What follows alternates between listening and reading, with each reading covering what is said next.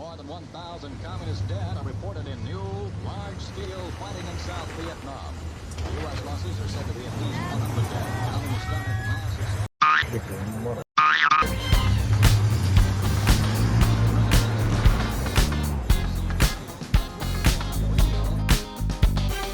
Why does this 5-second clip of Once Upon a Time in Hollywood set the tone for the entire movie? First, we have to look back at what events defined the culture at the time. On one hand, we have the inauguration of Richard Nixon, which led to a re-evaluation of the US role in the war, and on the other, we have the peak of the hippie movement which happened at the Woodstock Festival. Oh, and we also put the first man on the moon that year. Quite an eventful year, I'm afraid. So why does this seemingly inoffensive remark made by Rick becomes much more interesting by the end of the movie? Spoiler alert if you haven't seen the movie already, the hippies will return several times on the screen, each time more and more haunting than the last. The first encounter Cliff has with the character played by Margaret Qualley is not necessarily frightening, but you can feel something mildly unsettling about her.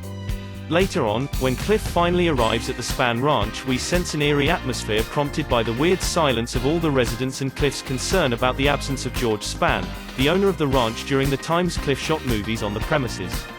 After a not-so-pleasant interaction with some members of the cult and a vague guarantee that George is indeed alright, Cliff leaves, not before making one of the residents fix his flat tire, of course.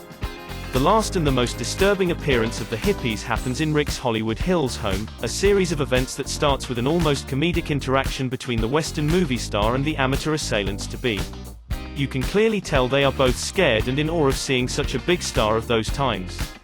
Never noticed Austin Butler was playing Tex. The new Elvis movie has definitely made him a household name. The conclusion to the hippie master plan is probably too graphic for me to show on YouTube, but I will tell you that the number of hippies drops significantly while the main characters escape unharmed or with medium-level injuries. If only history happened the way Tarantino envisioned it instead of the real events of the 8th of August 1969.